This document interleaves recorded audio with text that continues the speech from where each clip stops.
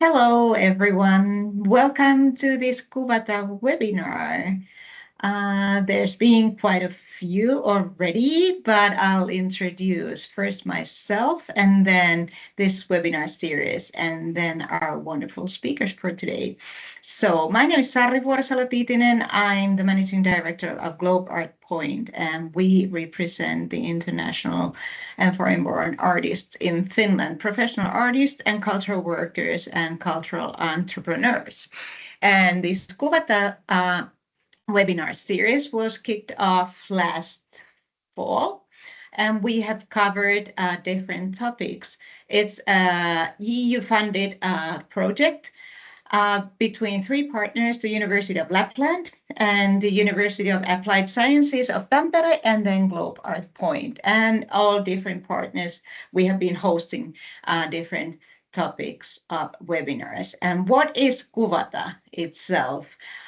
It was created to offer new opportunities for visual artists in this changing and new environment for visual arts.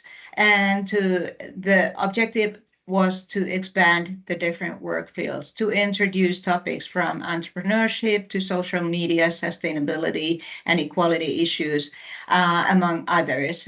We have been talking about digital expertise, and today's topic is new copyright questions in the visual arts field. Very important and new topic. We have also covered AI and digitalization, but now what comes to the copyright questions in today's visual arts world, we will discover today. And we have two speakers, experts on this question. First, we will hear Tommi Nilsson's presentation. Tommi is the Executive Director of Copyright Society Kuvasto since 2012 already, has a degree in law and also an EMBA. And he will be talking about copyright laws and services by Kuvasto to protect digital art.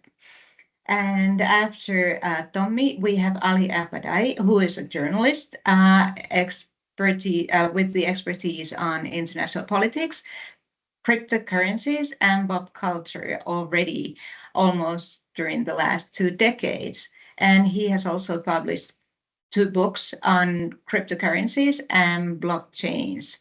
But first, we will give the word to Tommi, so please. Thank you, Sarri. Thank you very much.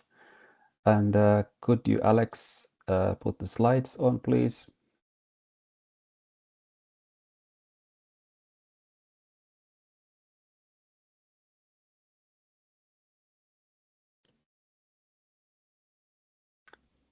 I don't see them yet.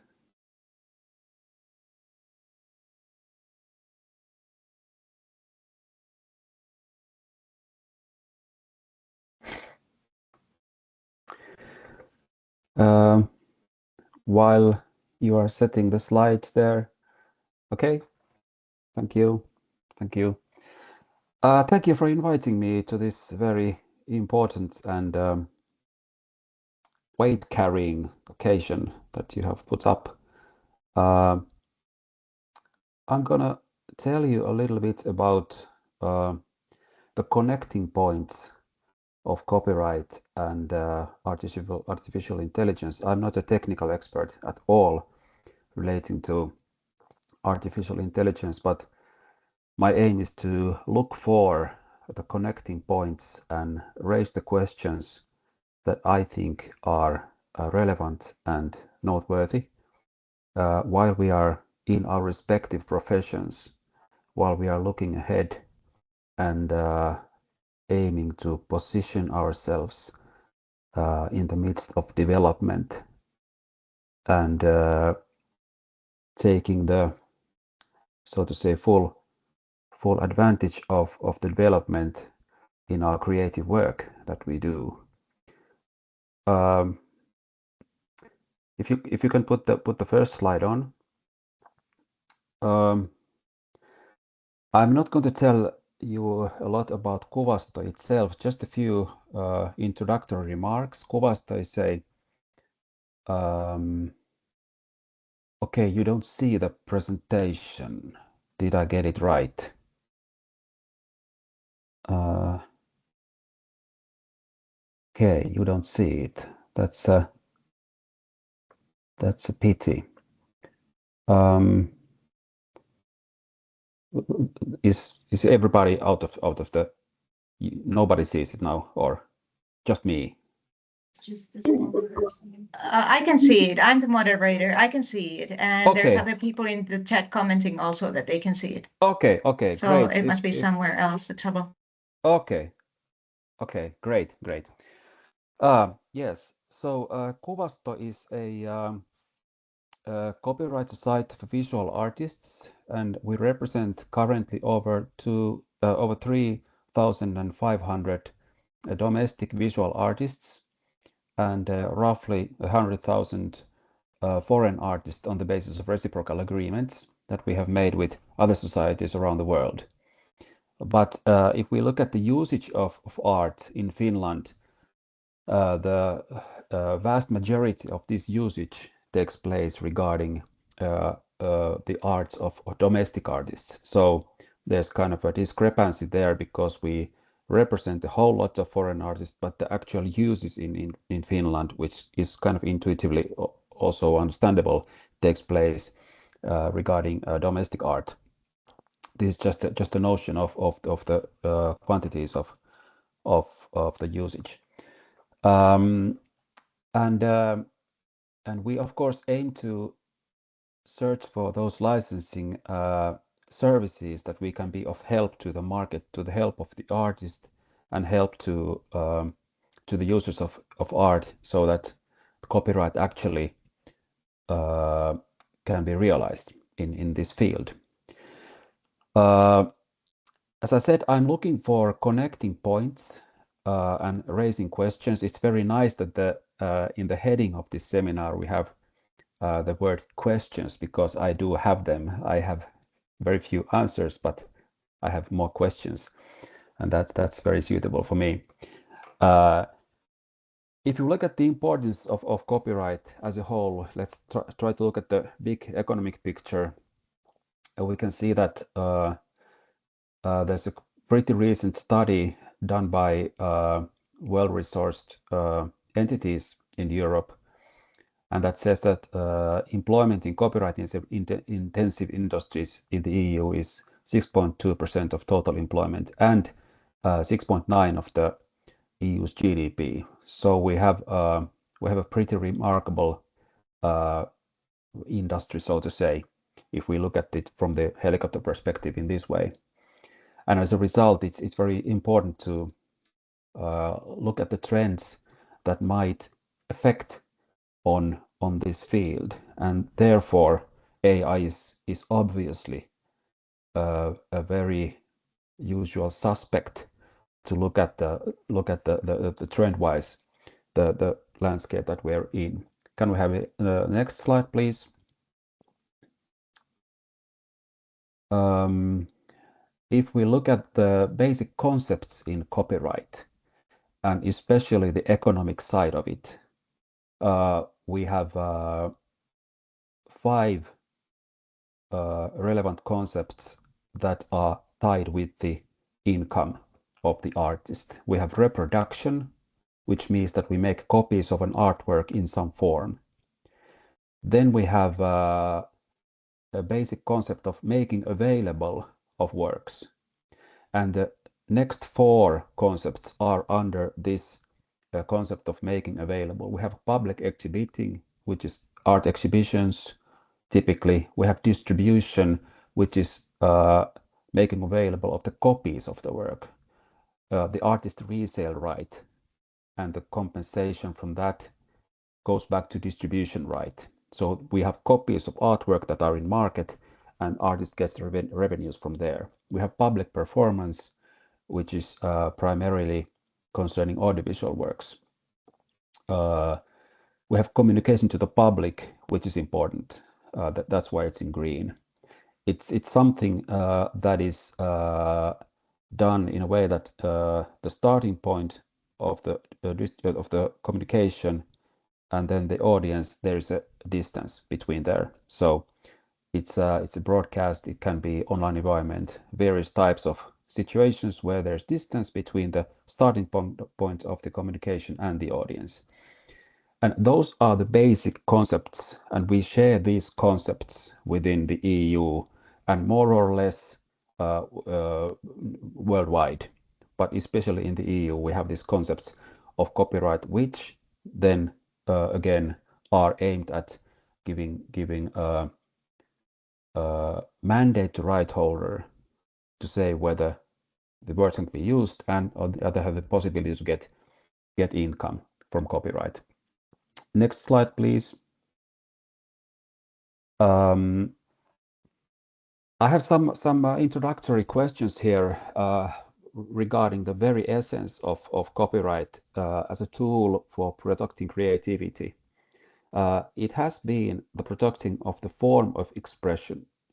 So it has to be something that is perceptible to the senses.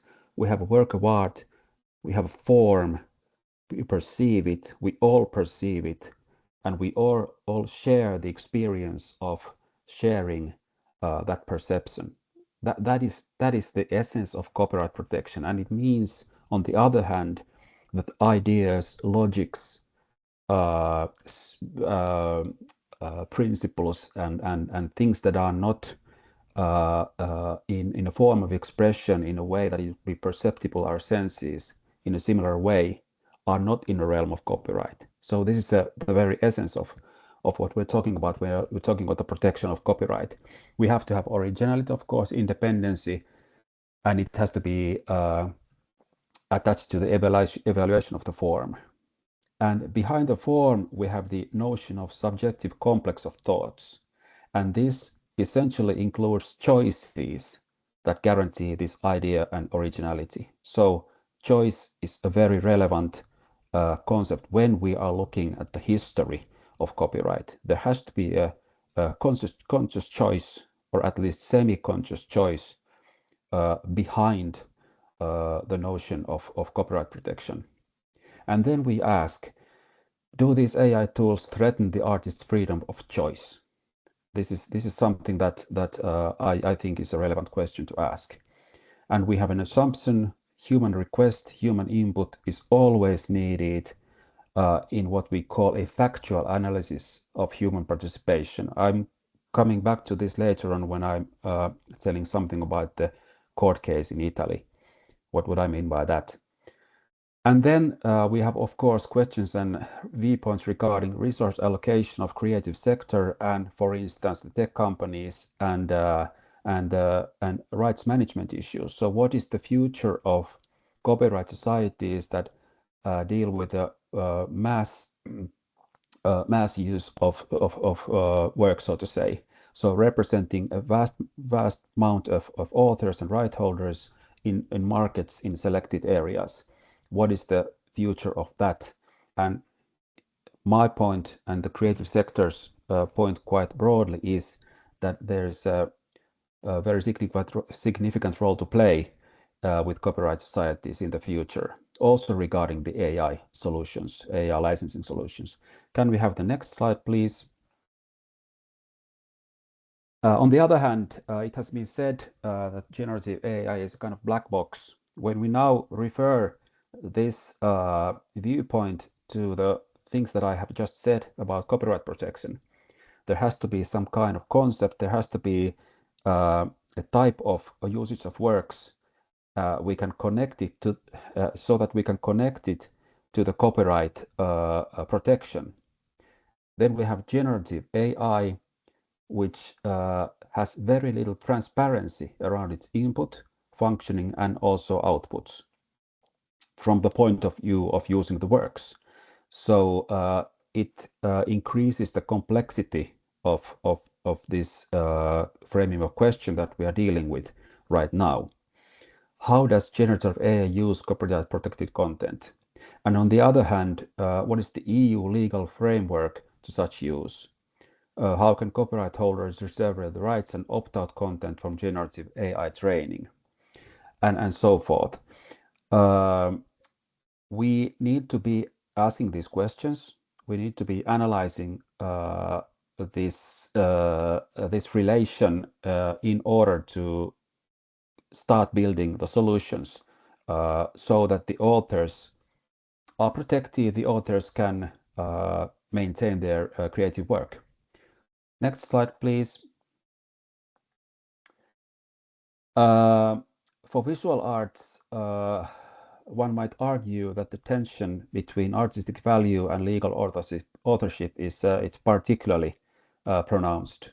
We have this notion of David against Goliath, which has been said in many occasions in court cases and in discussions, which essentially means that big tech companies have a position to profit from these replicas generated by AI, while there is no mechanisms to pay back to the authors who actually have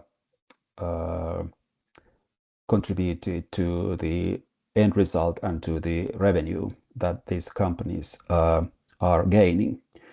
Now, in a neutral sense, in this way, in this instance. And meanwhile, we have this commercial success of AI-generated artworks.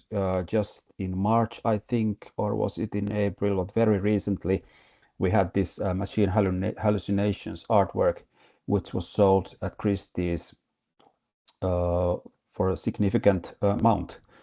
And this highlights, in a way, the growing contradiction in this regard. There's a source there. You can see the artwork if you want to look at it there. And then while legal frameworks deny this protection due to the absence of human authorship, we still have very big market there. So this is an obvious kind of tension that we have there. Can we have next slide, please? Just a few words of the kind of status of the legal aspect in the EU level, which has also been now implemented in member states. We reflect and look at this text and data mining concept when we look at the possible limitation to authors' rights when their works are being used in generative AI models and applications and by companies. We have twofold exception there. This means that the author's copyright is being kind of overridden in these cases. That is the essence of copyright limitation. The text and data mining for research, which initially we have had these questions over 10 years in a very relevant manner, but now it's in these legal instruments as well. This concerns research organizations and cultural heritage institutions. The exception is limited to the purposes of scientific research, making the exception largely inapplicable for commercial purposes. And then we have number 2, text and data mining for any purpose. And this also covers commercial uses. But there is a significant caveat here, which is that the right holder artist has a right to opt out. And when an artist uses this opt-out possibility, the exception isn't in play. So twofold, the other is absolute, the other one is provisional. And we look at this concept now also when we look at the scenery in generative AI applications. So next slide, please. Some questions in this instance. May AI be educated with protected works of art? Can it be? The basic standpoint is that use of protected content requires a permission and license. Generative AI services in the market have not acquired licenses for educating the models. This is generally the situation. So we are dealing with a very big question here. We have processes going all over the world, and we are trying to clarify the state of the matter with these cases as well. Next slide, please. Some timeline regarding the EU Artificial Intelligence Act. So this is a legal instrument that is directly applicable to member states. The directives have to be implemented in order to them to be applicable in the member states, but the act is directly applicable. EU Commission made this strategic choice to operate in a form of act because we need to have a firm. The notion was that we need to have a firm kind of position in the EU and no kind of variations in member states in implementing this AI. This of course concerns very many things. This has the copyright is just one thing in here, of course relevant from our perspective and general as well. But there's a timeline.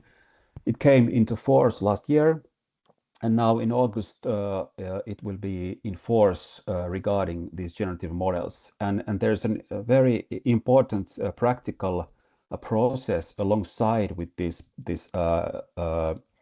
coming into force process, which means that we have these practical rules that the EU Commission is now building up.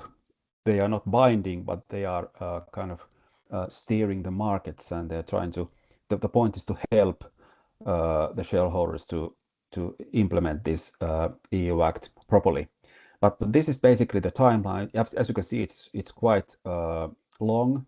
It's 3 years, but in the end, in 27, we are supposed to have a comprehensive legal solid basis in all respects in the EU market. Next slide, please. As I said, these cases carry a lot of weight. We need to look at them and see what is relevant here. Of course, we could be following very many cases, and we could exhaust ourselves here. But fortunately, we have these tools that make it a little bit easier. And of course, we share information. We, as copyright and creative sector bodies, we share information and we operate together. So the processing of information is more feasible in that way. There's a case tracker monitor here. There's the link, and it follows the US litigation cases. 16 cases in the past 2 years have been filed against almost every major AI company over copyright infringement. And next slide, please. I thought about the cases and what would I kind of pick up, because there could have been very many possibilities to pick cases and explain them, but I decided to take this one because I like the picture, for instance, and it kind of underlines the basic questions that we are dealing with anyway I think in the whole field of copyright. So therefore I took this case of floral fractal in Supreme Court of Italy. It's a floral fractal is the name of the artwork. So next slide, please.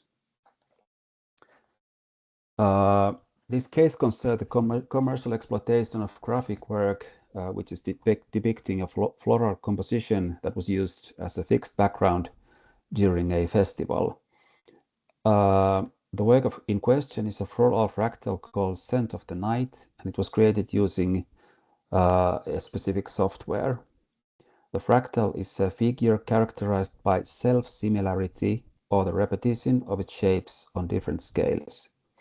In a sense, the software creates a fractal, which the artist then uses to create a work of art, in this case, a personal flower.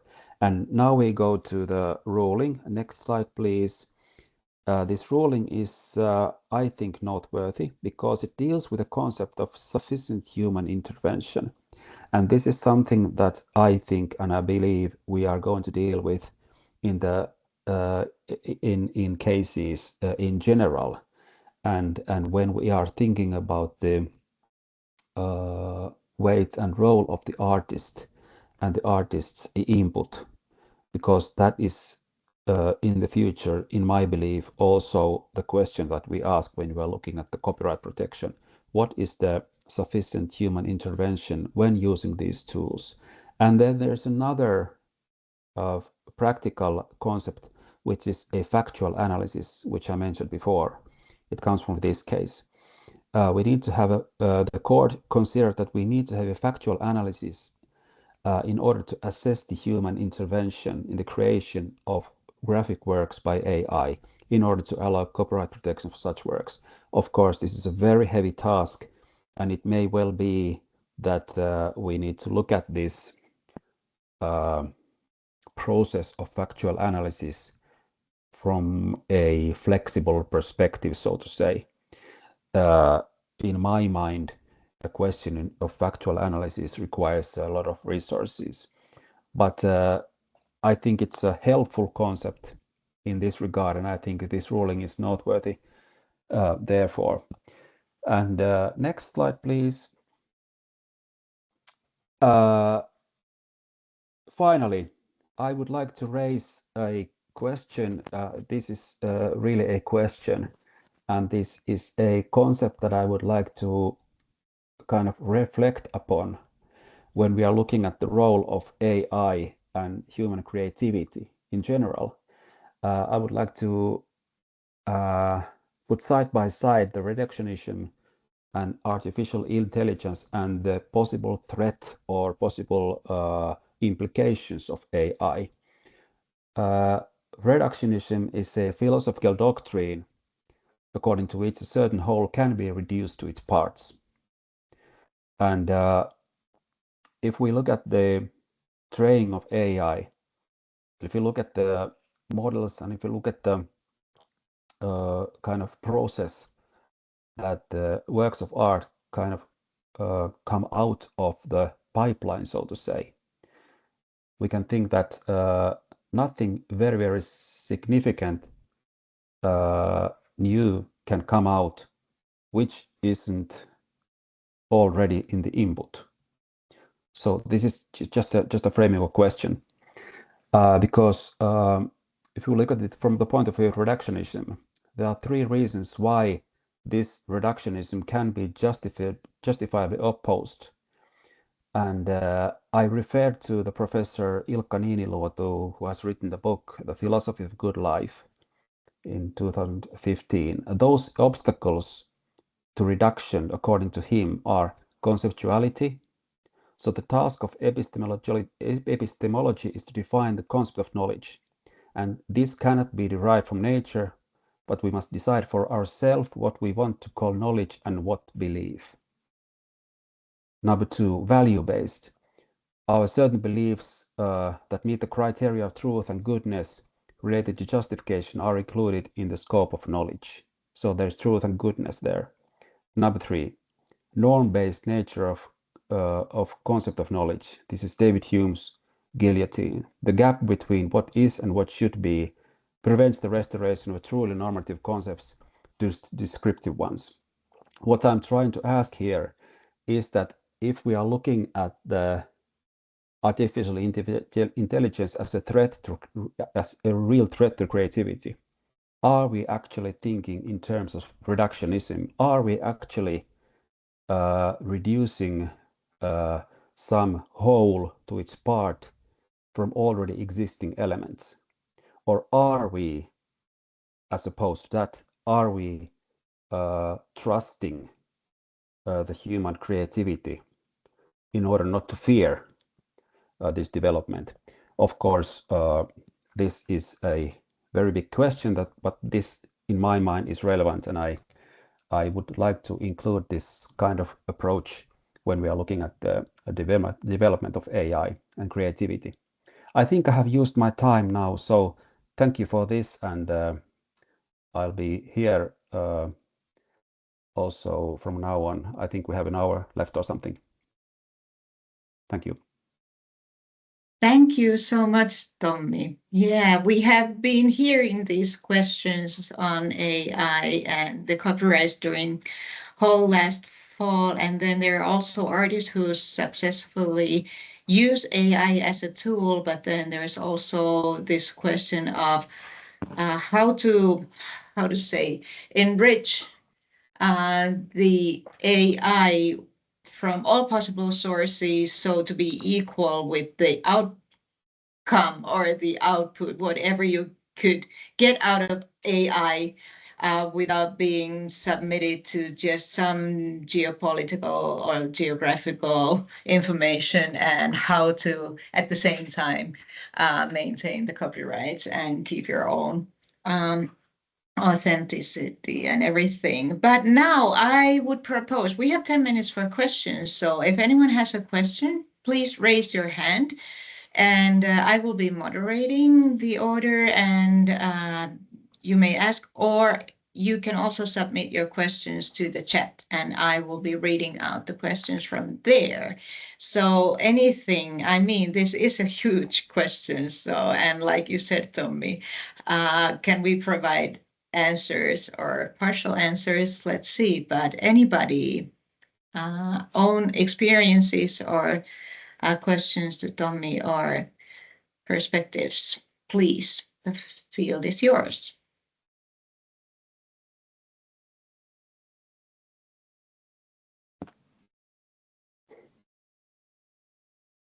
And if you raise your hand, then also turn on your camera if you have a question.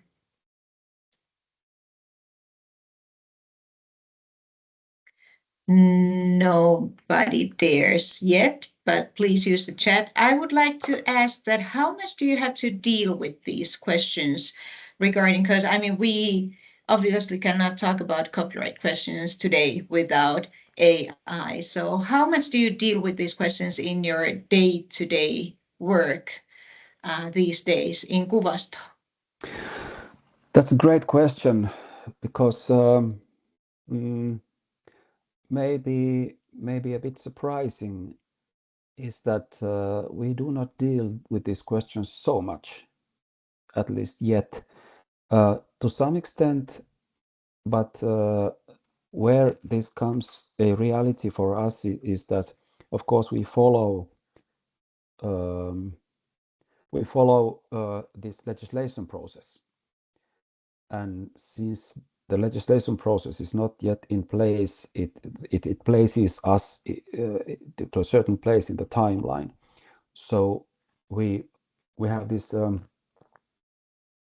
collaboration body called Luovat ry, the creatives, so to say, in Finland, which Kuvasto is a member, and we follow the legislation process, and of course we try to effect on it, so that these transparency and openness requirements that are in the act itself, that they are being realized in a way that artists really get the information, because these openness and transparency requirements say that artists have to have information about the works that have been used in training. And now the question is, how do we realize that requirement?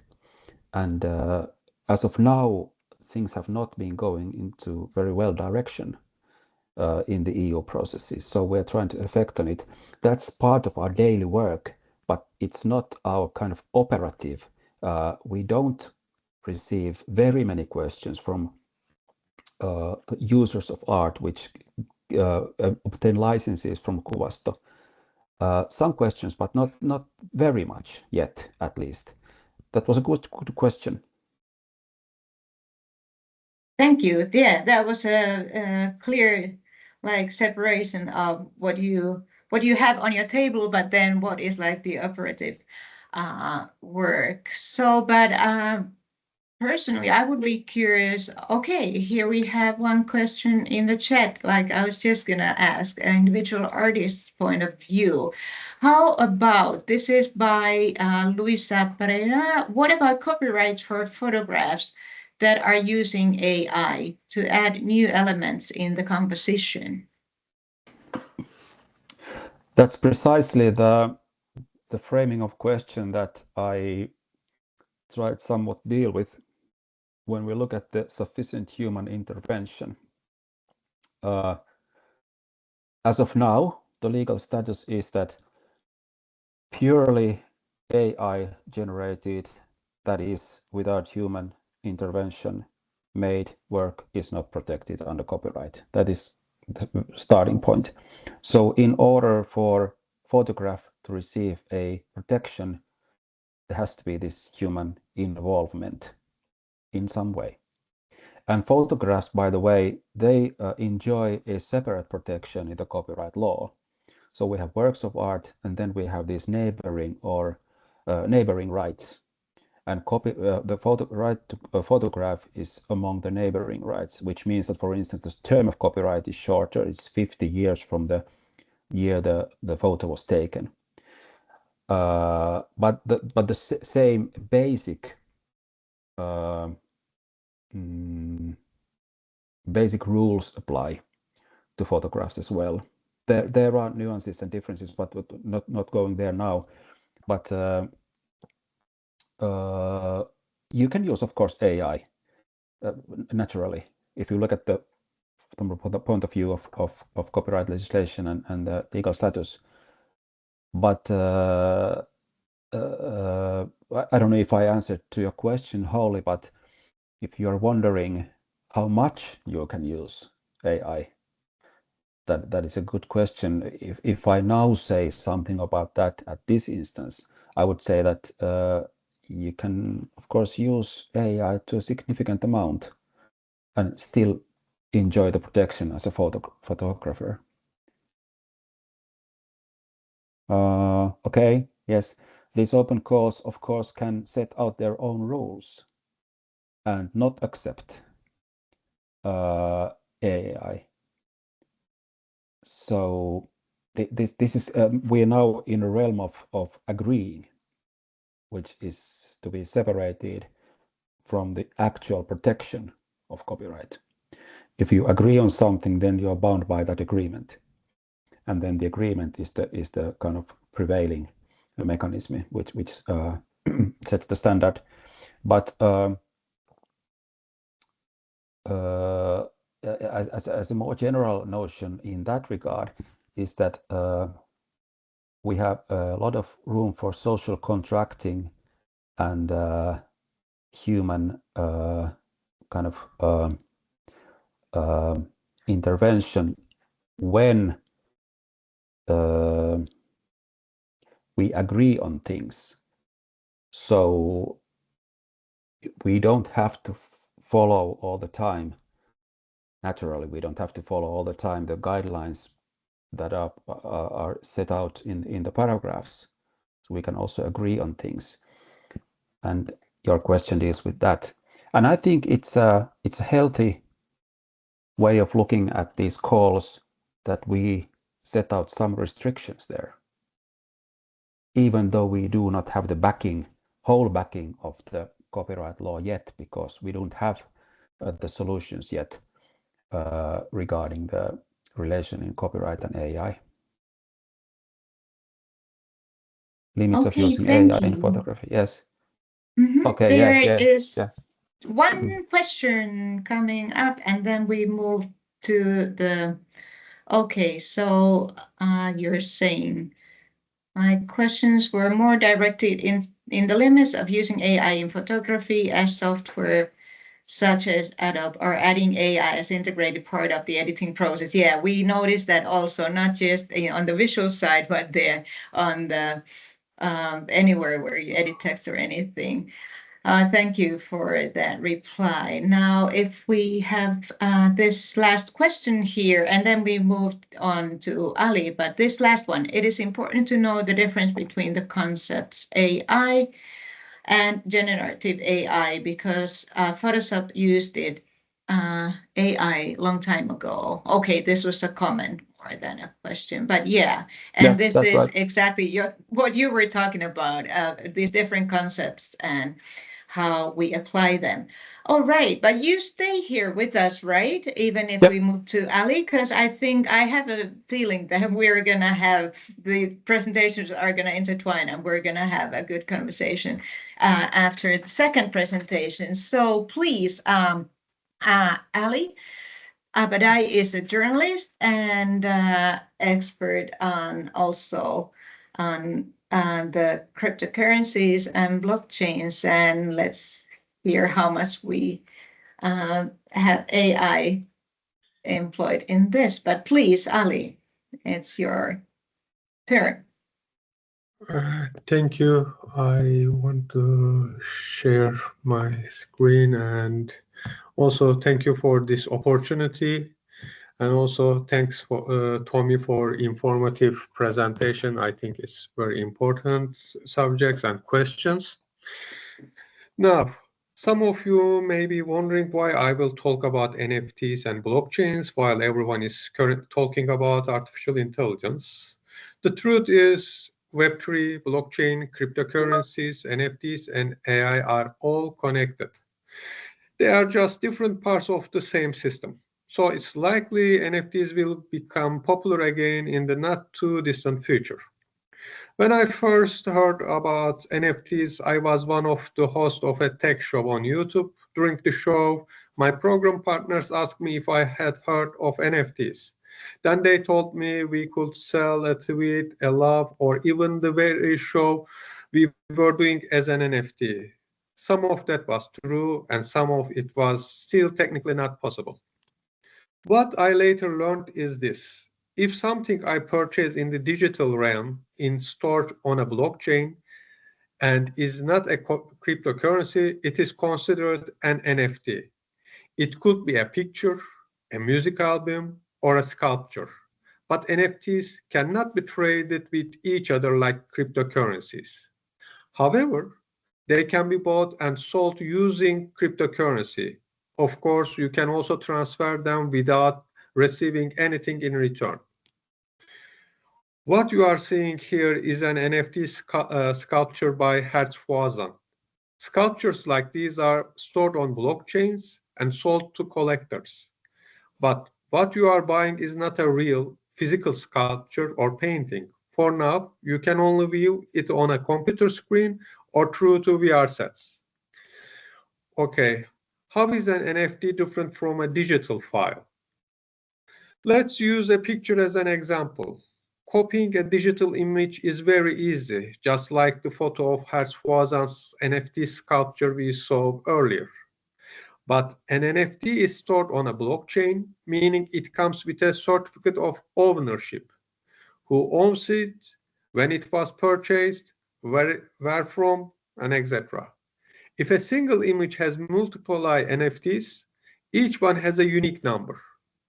And this is the where things get complicated for both collectors and artists. How many are minted and which one I own sometimes affects the price of NFT. For instance, I buy an NFT of Mona Lisa. That doesn't mean I own the original painting. What I have is a digital version of it stored on the blockchain. If the Louvre Museum creates 10 NFTs of the Mona Lisa, then I own one of them. Thanks to its number, I can see which one I have. This is one of the American football NFTs I own from NFL All Day. You can see how many copies were created of each and which ones I hold. If the NFT does not include public display rights, only the owner can view it. It can't be showcased in Web3-based environments like Sandbox or Decentraland. Usually, duplication rights are not granted either. The same doesn't apply to the artist. The creator of the work can mint a new NFT of the same piece and sell it later. And from a legal perspective, if the artist owns the intellectual property rights, the artist can legally create another NFT of the same artwork. There is currently no legal regulation against this. This wouldn't be illegal. It would just damage trust and harm the artist's reputation. The rights being transferred with the NFT should be clearly outlined in smart contracts. These should specify what rights the artist and buyer have, whether the artist receives a resale commission, and similar details. Some NFT marketplaces now prevent new NFTs from being minted of works that were already created thanks to evolving technology. However, the best solution is to clarify these terms in a contract from the beginning. Otherwise, when the buyer might mint a new NFTs of the artwork. Now we can look at some legal cases. This is one of the famous, Tarantino versus Miramax. Quentin Tarantino, one of the most celebrated film directors of modern times, announced plans to auction 7 exclusive scenes from his 1994 hit Pulp Fiction as an NFT. Miramax sued Tarantino for breach of contract, copyright, and trademark infringement and unfair competition, claiming it held all the rights to the film, except for a narrow category of reserve rights held by Tarantino, which didn't include the right to mint and sell Pulp Fiction NFTs. But Tarantino said the contract made in 1994 and there is no NFT or that kind of technology at that time. On June 21, 2022, Tarantino filed a motion for judgment to the pleadings. However, before the court rule, the parties filed a joint stipulation of dismissal with prejudice on October 6, 2022, effectively closing the case. As you can see, being a writer and director of a film is sometimes not enough to mint and sell NFTs of it. The agreement between the parties is confidential, so we don't know the exact terms of the settlement. Another important case is Hermes versus Meta Birkins. Hermes, a French luxury brand, knows its iconic Birkin bags. Mason Rothschild, a digital artist who created the Meta Birkins NFT series, Fury, surreal digital reinterpretation of Birkin bags. The NFTs were not authorized by Hermes, but used by Birkin name. Meta Birkins, a collection of 100 NFT artworks inspired Birkin bags, sold on NFT marketplace of thousands of dollars. Rothschild claimed they were artistic commentary on consumerism and fashion. On the other hand, Hermes had 4 claims. 1, trademark infringement, using Birkin name and bag likeness without permission. 2nd, brand delusion, risk of damage to Hermes brand identity. 3, consumer confusion, buyers might believe NFTs were official Hermes product. 4, unfair competition, Rothschild profited of Hermes brand equity.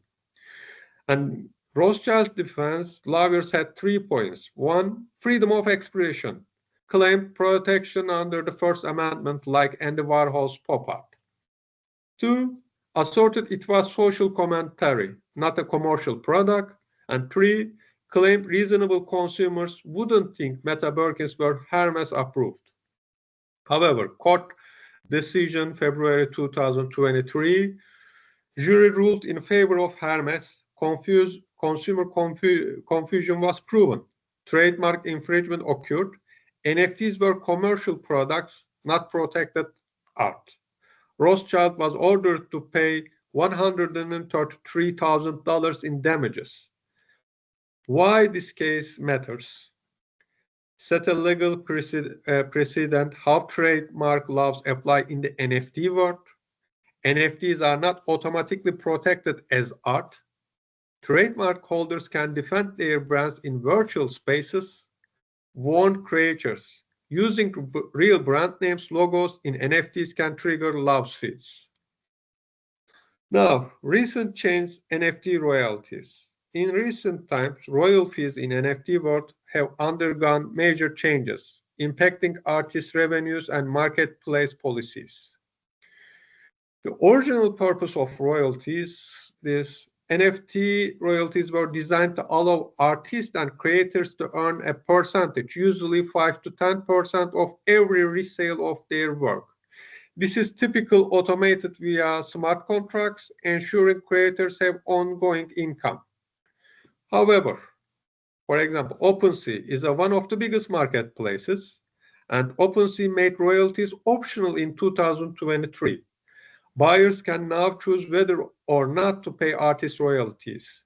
This sparked major concern among artists fearing revenue loss.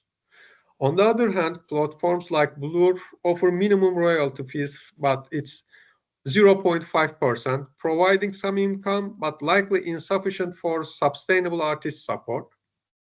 According to Nansen's June 2023, saw NFT royalties drop to their lowest levels in 2 years. The decline is directly linked to the shift toward optional royalties.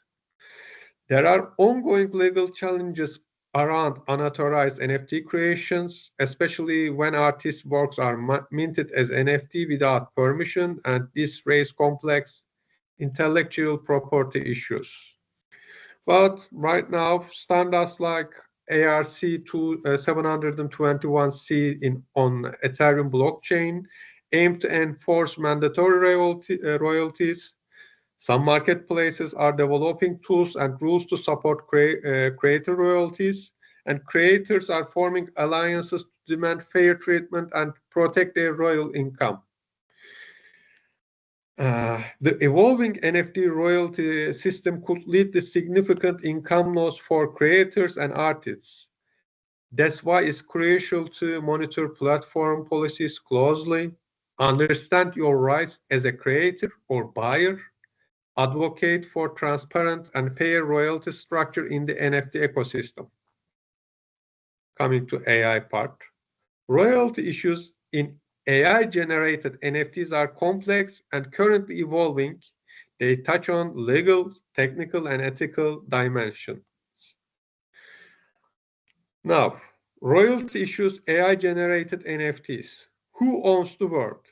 Royalties typically go to the copyright owner, but in many jurisdictions, AI-generated content is not eligible for copyright unless a human made a significant creative contribution.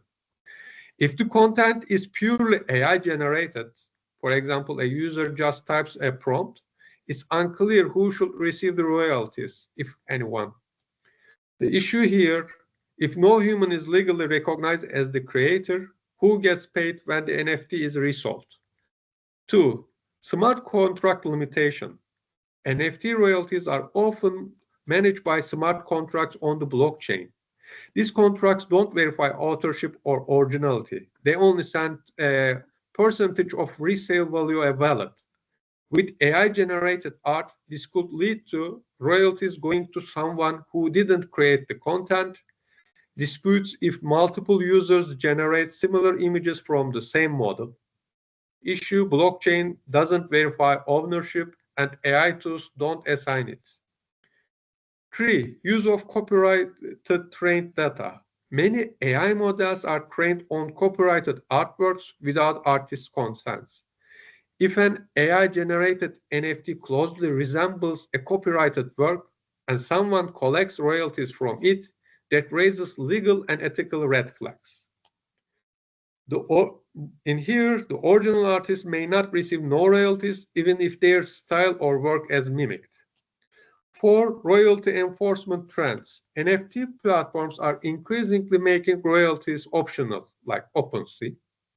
For AI-generated NFTs, this weakness the already unclear path to fair compensation for creators or model developers.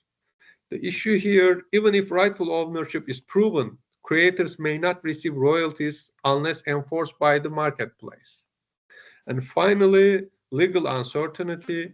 There is no global standard yet for whether the AI output can earn royalties, whether royalties should go to the prompt writer, model creator, dataset owner, or platform. Courts and IP offices are just beginning to address these questions. Until the laws catch up, royalty rights for AI art remain a gray zone. And here we can see the summary of key royalty risk of AI NFTs. And maybe one example is make more clear. It's in United States, Zaria of the Dawn and US Copyright Office. Artist Christina Kachonova used Midjourney and an AI tool to generate images for her comic book Zarya of the Dawn. She wrote the story and arranged the images, but the visuals were created by AI. The US Copyright Office granted her copyright only for the text and arrangement, but not for the AI-generated images.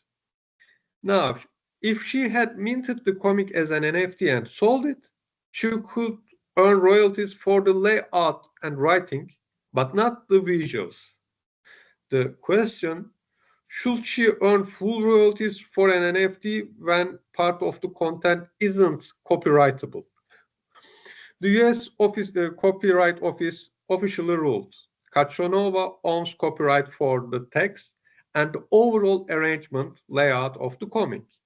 She doesn't own copyright over the images generated by Midjourney because the images were created by an AI model and Kaakkois-Suomen didn't have enough creative control to qualify for human authorship. This was the first major US case to draw a clear legal line. Human contribution equal protectable. AI-generated visuals without significant human model modification not protectable. Royalty implication, creators of AI-generated content may not receive full legal royalties or protection unless human authorship is evident. The other case, Getty Images versus Stability AI. Stability AI, the company behind the Stable Diffusion, trained its AI on billions of images scraped from the internet, including content from Getty Images. Getty sued, claiming copyright infringement. Their photos were used to train the AI without permission. The legal questions raised, should Getty or its photographers receive royalties when AI-generated art mimics their style or work? If someone means AI-generated art as an NFT, does some portion of the royalty belong to the original data providers? Now, Getty Images filed lawsuit in both United Kingdom and United States against Stable AI, alleging unauthorized use of millions of copyrighted images to train Stable Diffusion and copyright infringement and violation of database rights.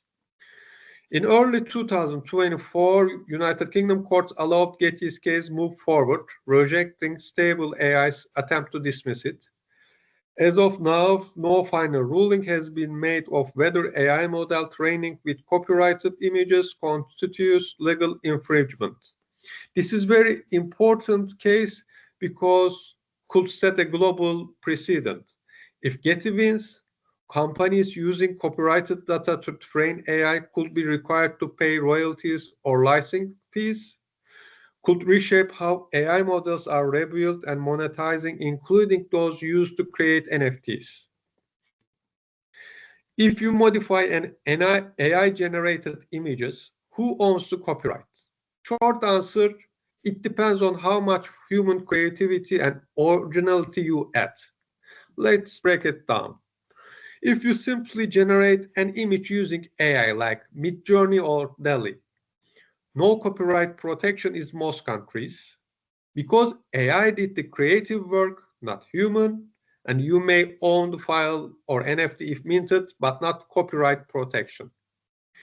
If you sustainably modify or transform the images, if you edit show meaningful human creativity, such as painting over the image, combining multiple sources in a unique way, or redrawing, reinterpreting, or recontextualizing the output, then your modifications can qualify for copyright protection, but only your original contributions are protected. The underlying AI images still may not be. For example, you use an AI tool to generate a forest scene. Here, I use ChatGPT. Then you Photoshop in your own characters, lighting and composition. Your editions might be copyrighted, like deers, humans, but the forest scene itself, as generated, remains copyright-free or potentially risky if trained and copyrighted data. Important caveats. Many AI platforms don't give you copyright over the raw output. Read their terms of service. For example, OpenAI's DALL-E allows commercial use, but not copyright claims unless human authorship is clear. If your modifications are too minor, just color changes, it likely won't qualify for protection. The best practice: aim to add enough original, creative input that a human could reasonably claim authorship. Document your process. It helps to prove your creative role. And avoid relying solely on AI tools if you want full copyright protection. Lack of standards and risk in NFTs. Uncertainty around copyright and licensing. When someone purchases an NFT, they often don't clearly know what rights they are acquiring with the content. Due to the lack of standardized licensing framework, even NFTs within the same category can pose very different legal implications, and this creates a risk of infringement when using the content. 2. Off-chain metadata and content. Many NFTs store their visuals, audio, or other content off-chain. For example, IPFS or centralized servers.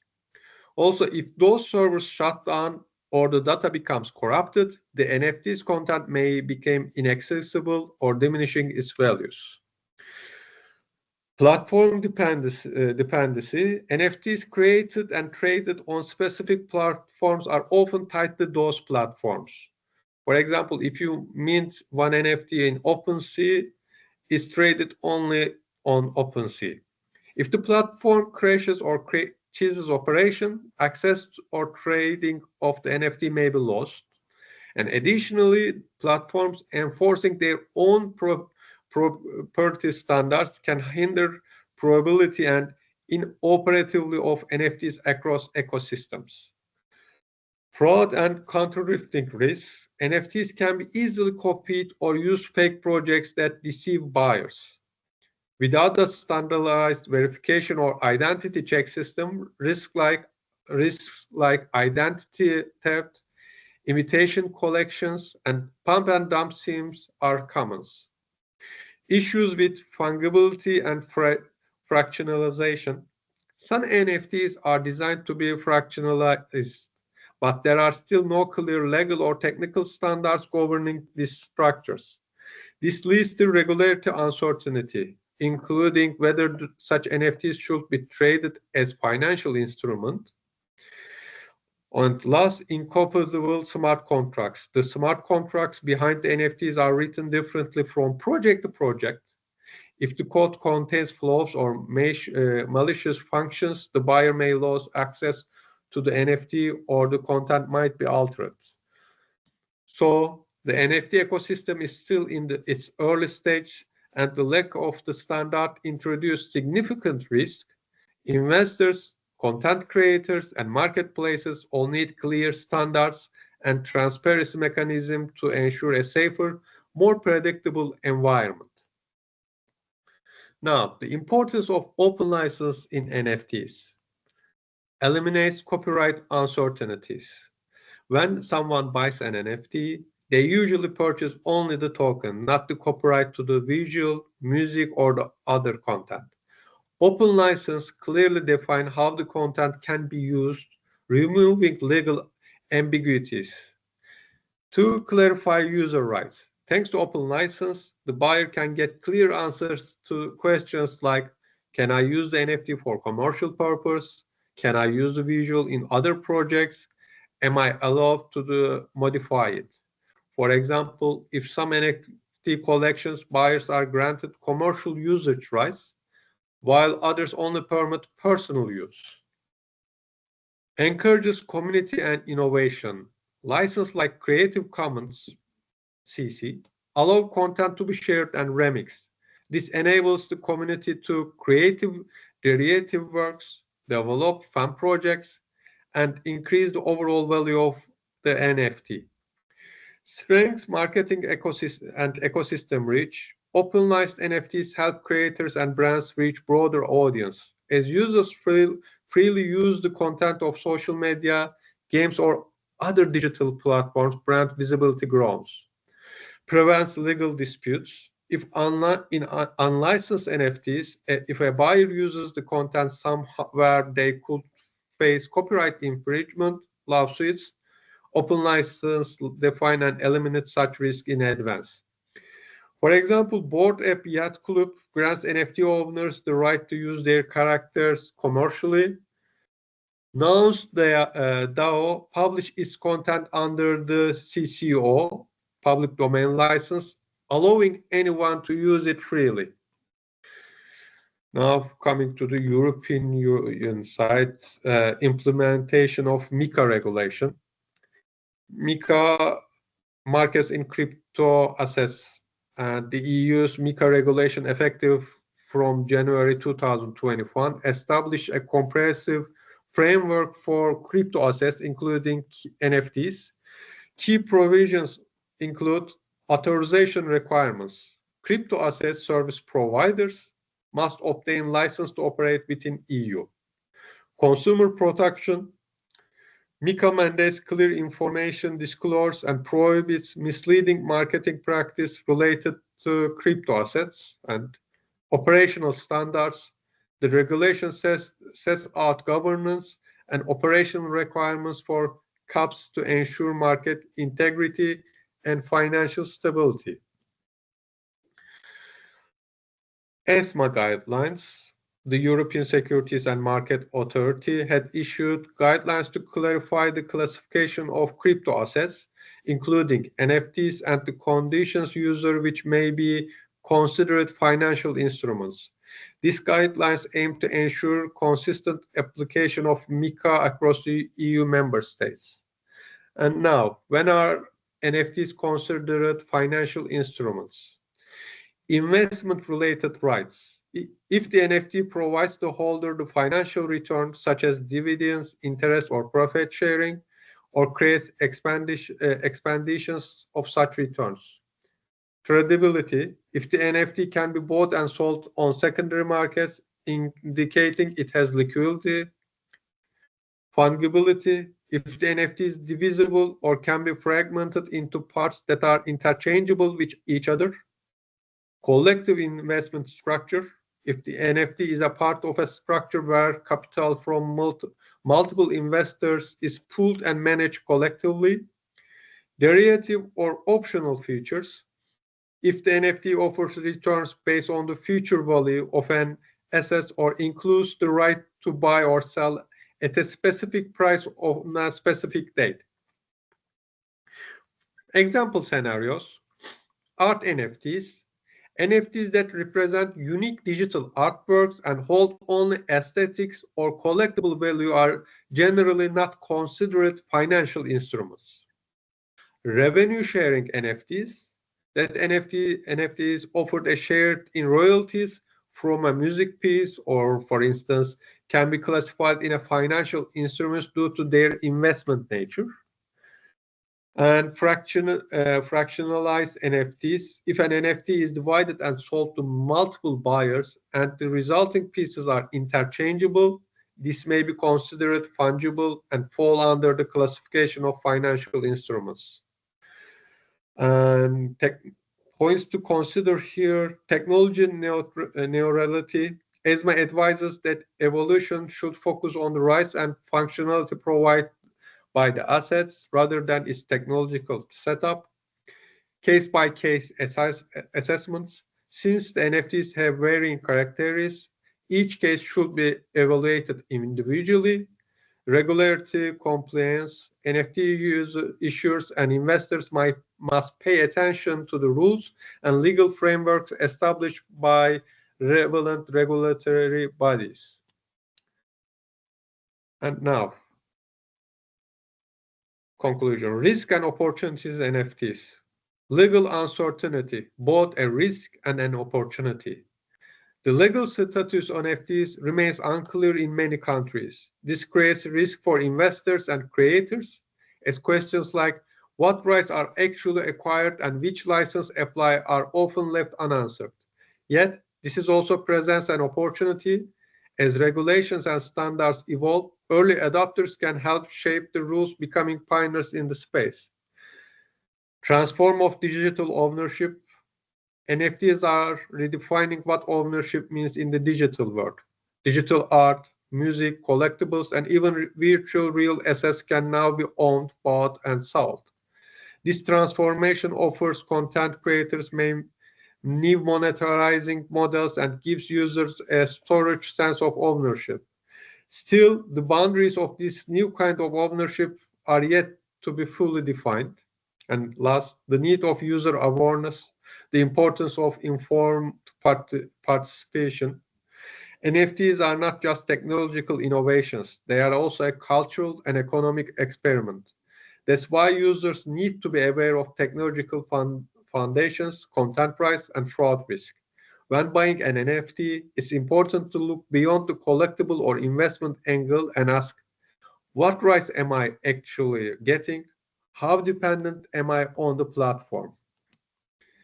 NFTs are redrawing the legal, cultural, and economic boundaries of the digital age. Yes, there are risks, but these can be managed through the education, transparency, and better standards. The real opportunities will belong to those who engage with this new world responsibly. Thank you. Thank you so much, Ali. There are so many questions. I will open the discussion, just two notions that both of you, Tommi and you, talked about this human factor there. So I liked your first example of the different layers and how to analyze which part has the human factor and for the copyright. And also you both talk about information, the importance of information. So getting information as an artist, as a creator, as a funder in different parts. But yeah, please raise your hand if you have a comment or a question. Yeah, there is Timo, please. Would you also open your camera so we can see, please? Okay, hi, thanks for the presentation. I had one remark, you mentioned about the NFTs and the storage of art in the blockchain. Isn't it so that the actual JPEG or GIF or whatever the artwork is not actually stored in the blockchain, but only the actual the certificate, and there are only few cases of platforms that allow you to store the actual work to blockchain. But in these cases, it's more like these generative art pieces which are written in code that can be then stored to some new form of blockchain. So actually the artwork is not stored in the blockchain, just a certificate of ownership.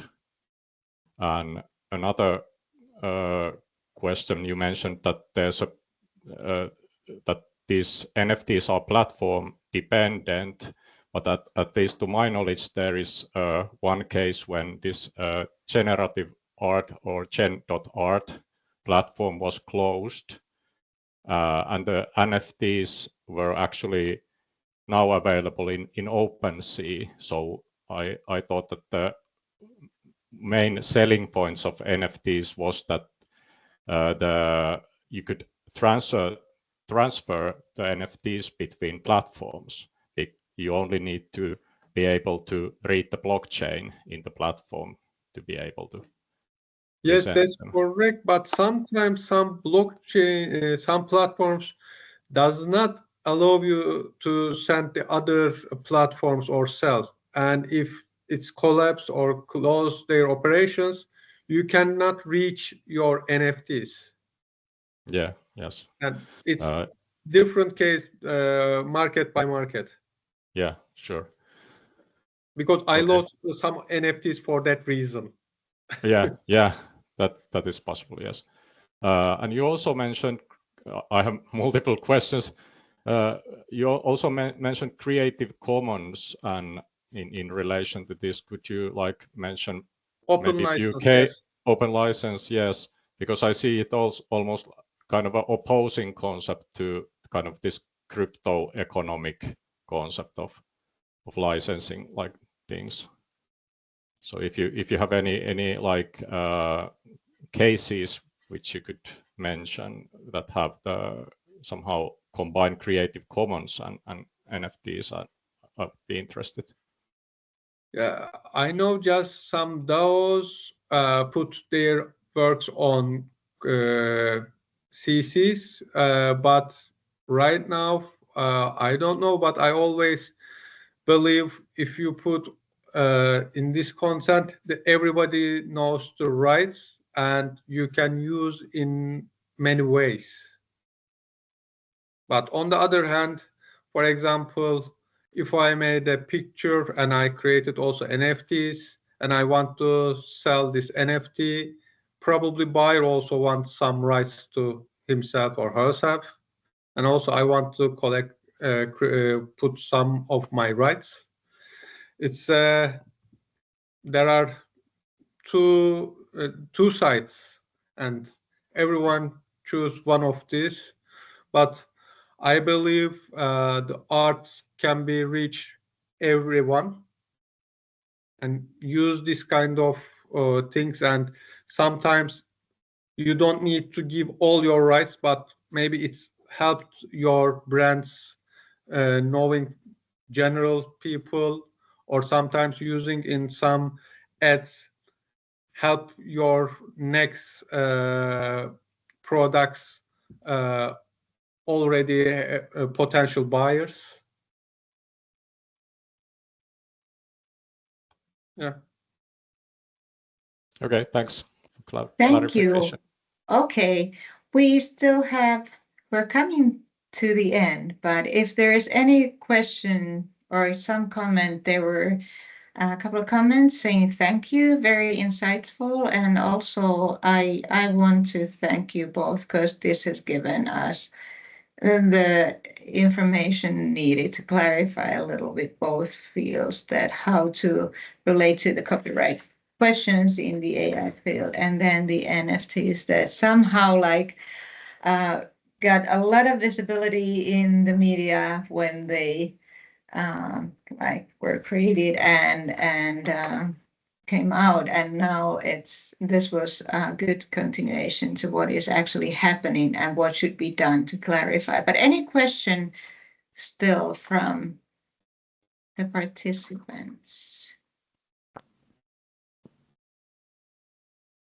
Or anything you want to comment to each other? I just want to mention so that I don't forget, so that all the information of these webinars is recorded and it will be edited and it will be available on the Kuvata webpage, depending on each speaker and the agreements.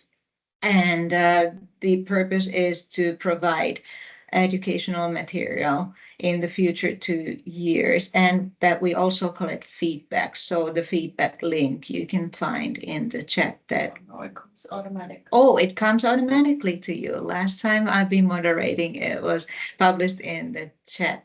But anything you want to say as the conclusive words, like first Tommi and then Ali, before we say goodbye? Tommi, do you want to comment? I want to thank Ali for a very interesting presentation. It's really nice to hear what you have found out and presented here. Thanks. And thank you all the participants for your presence. Thank you, Tommi. And Ali? Thank you all participants. Tommi, thank you, Sari, for this moderation, and also everyone who make this can be happen. Thanks. Yeah, thank you everyone that you chose to spend this time with us with these insights. There's a lot to digest, and if you have any questions later, then just approach us at Globe Art Point, and we will be very interested in helping you. Thank you. Have a good and nice and sunny afternoon. You too. And see you tomorrow.